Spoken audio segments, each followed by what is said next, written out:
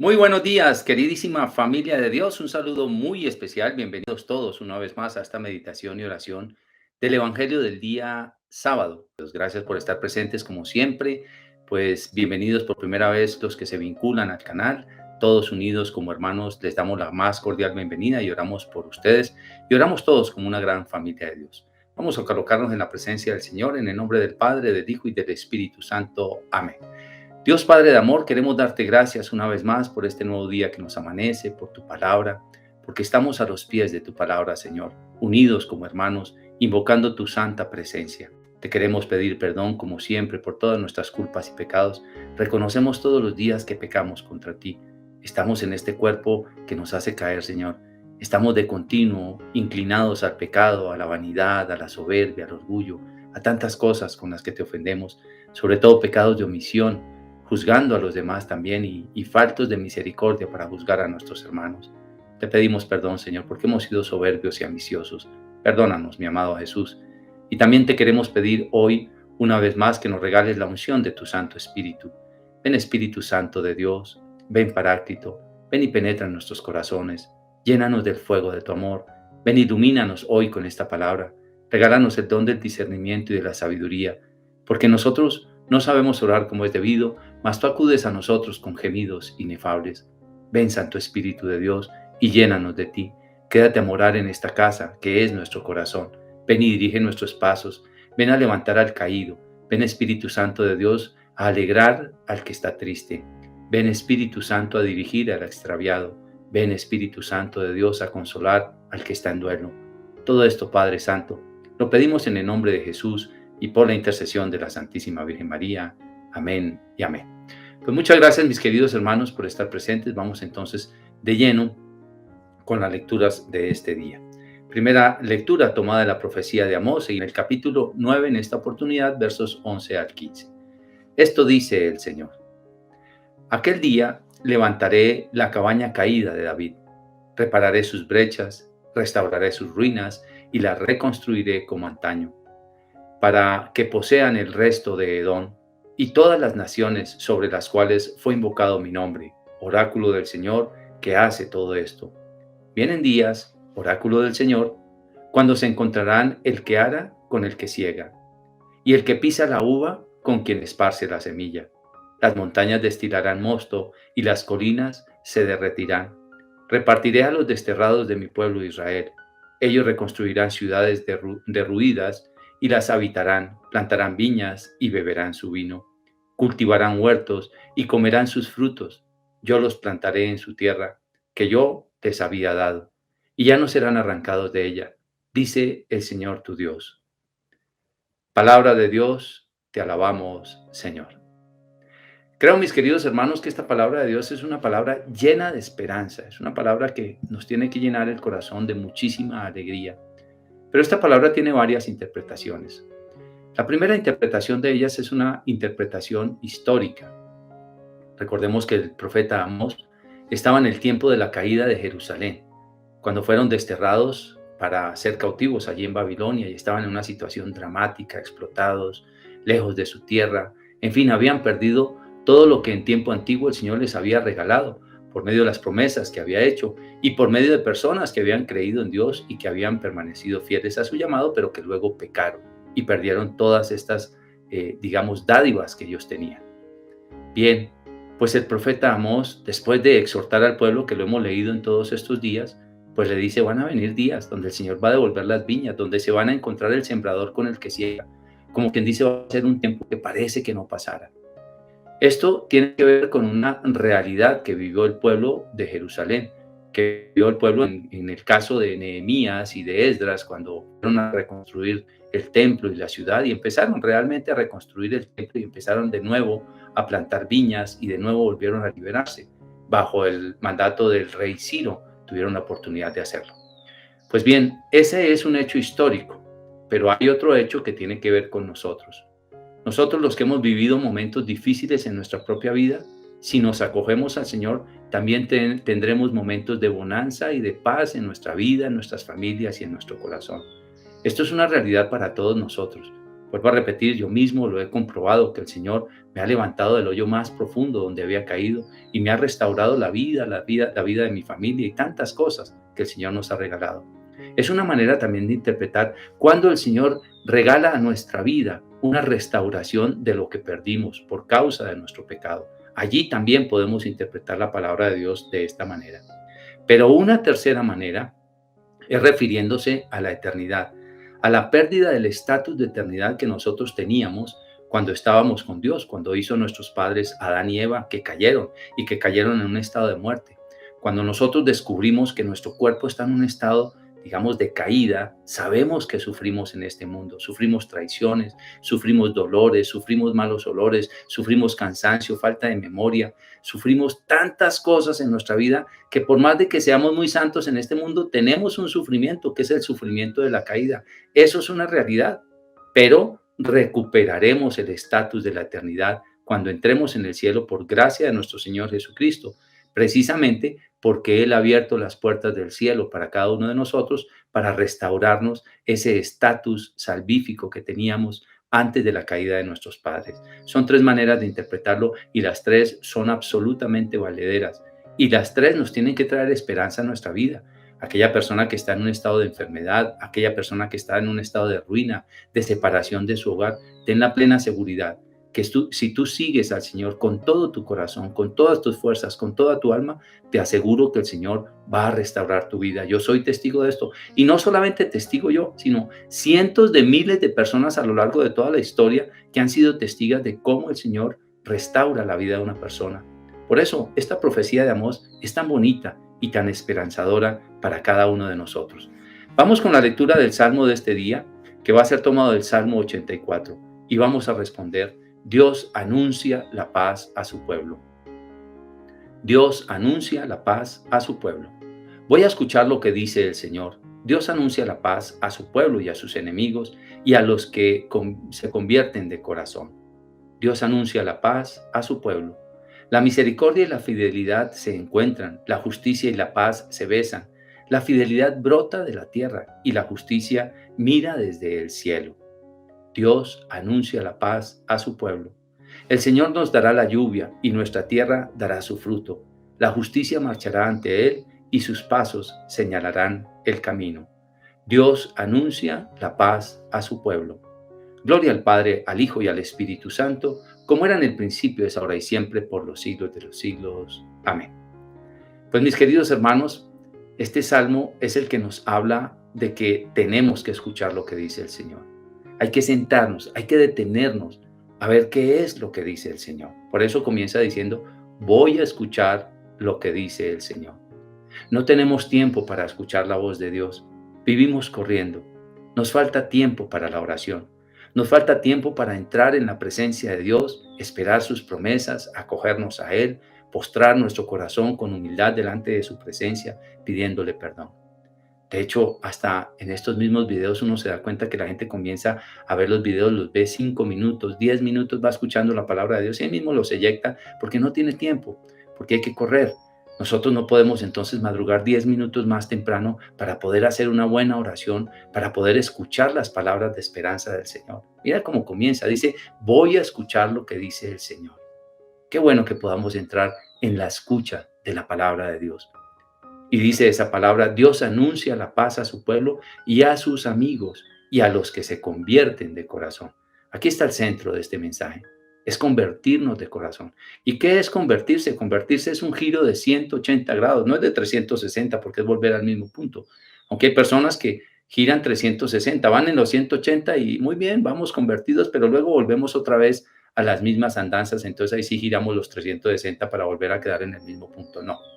La conversión es 180. Yo iba para allá, ahora me volteo y voy para el otro lado. Iba hacia el camino de la condenación, ahora voy hacia el camino de la salvación.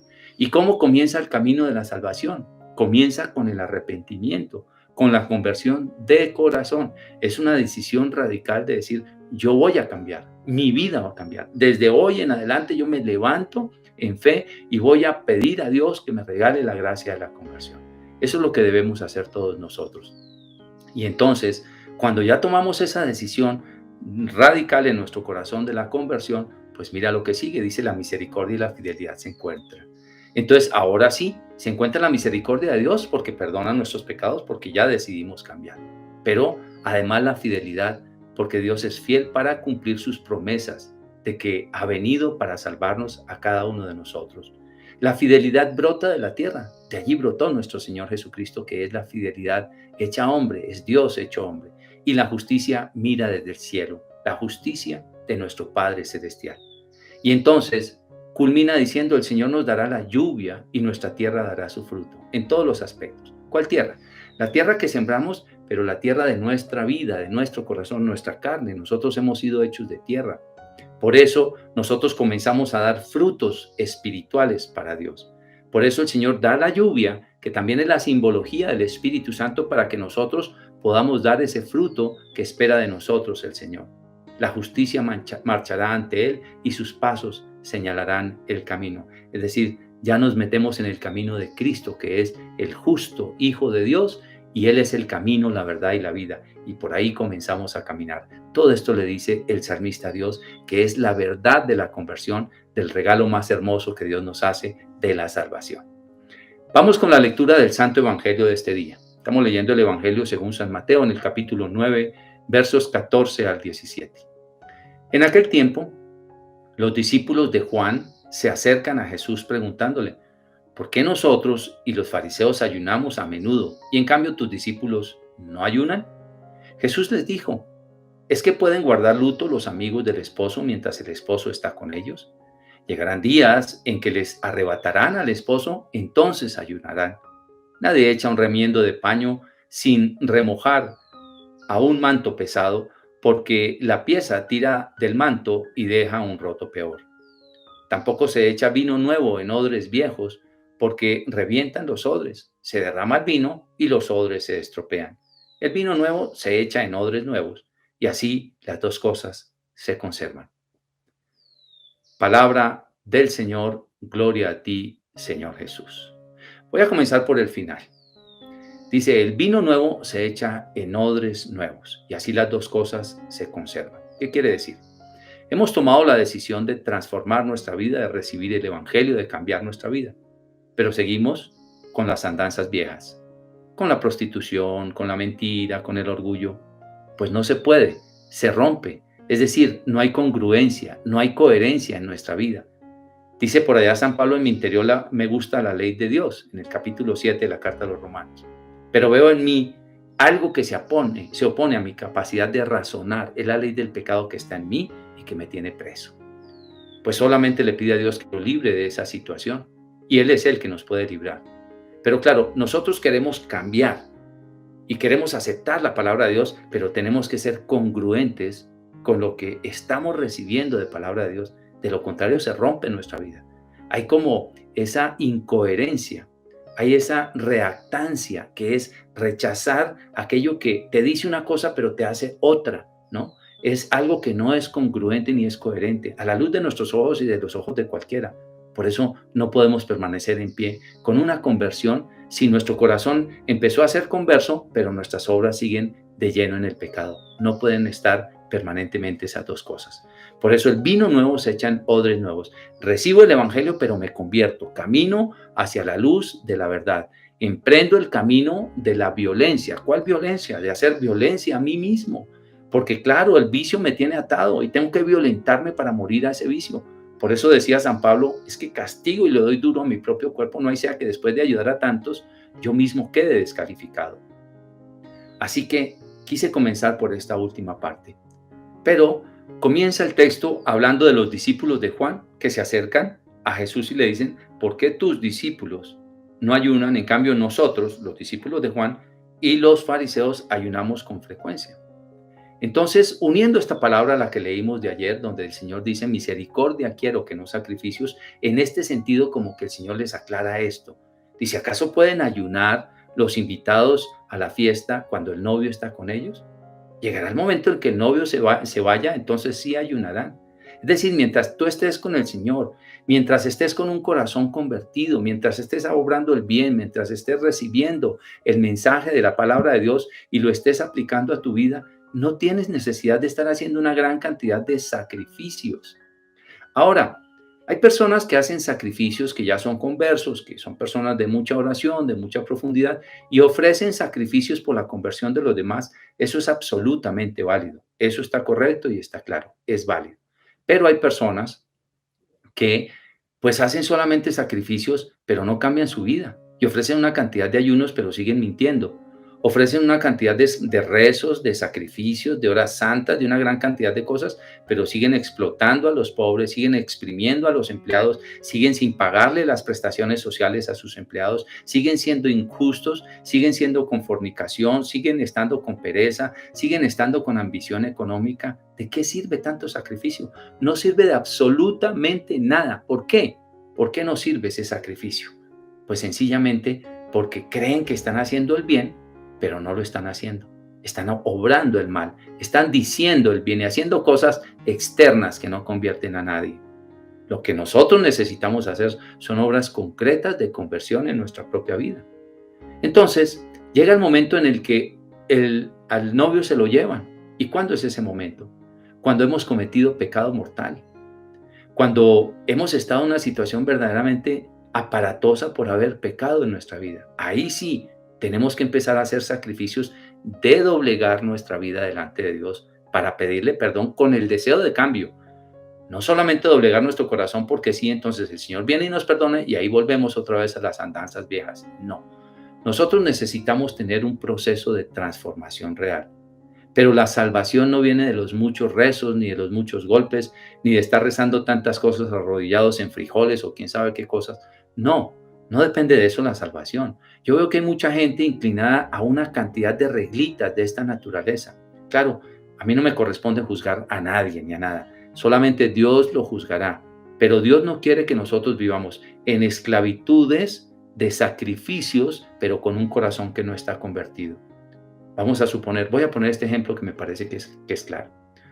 Una señora, por ejemplo, pues hace muchos rezos, sí, hace muchos rosarios y novenas y de todo, pero es envidiosa y chismosa con sus vecinas.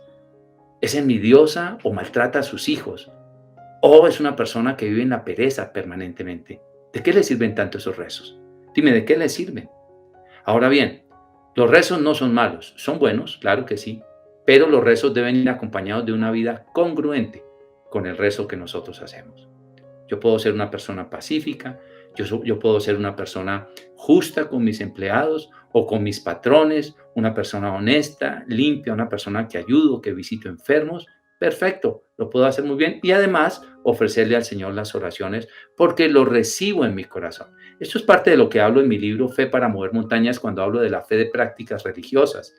Porque es que la fe de prácticas religiosas tiene que ser el fruto de nuestro encuentro con Dios y no sencillamente hacerlo por una tradición o no sencillamente hacerlo porque es que tengo miedo de que si no lo hago entonces me voy a condenar. Eso ya es un yugo. Yo no puedo estar bajo el yugo de ese miedo. Tengo que ser una persona de fe, de oración y que mi vida espiritual sea congruente específicamente con mis actos cotidianos.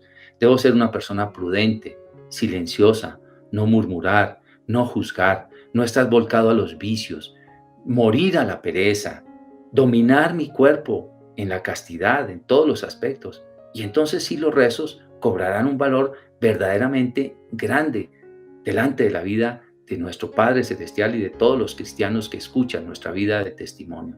Es un esfuerzo que todos nosotros tenemos que hacer. De lo contrario, tú estás con el Señor. Obra el bien, claro, haz tu oración, perfecto. Es que la oración no es para pagarle cosas a Dios. La oración realmente es para fortalecer nuestro corazón y nuestra vida. Para eso es la oración. Dios nos fortalece. Él es el que nos hace un favor a nosotros cuando nos encontramos con Él en oración. Pero no se trata de hacer sacrificios para pagarle al Señor. Nosotros nunca vamos a tener con qué pagarle al Señor. Pero lo que quiere es que vivamos con un corazón agradecido. Y un corazón agradecido trata de hacer la voluntad del Padre Celestial. Porque de lo contrario, entonces de nada nos van a servir esos sacrificios. ¿Qué es lo que le está diciendo hoy precisamente a los discípulos de Juan y a los fariseos? No puede ayunar un hombre mientras está con el novio.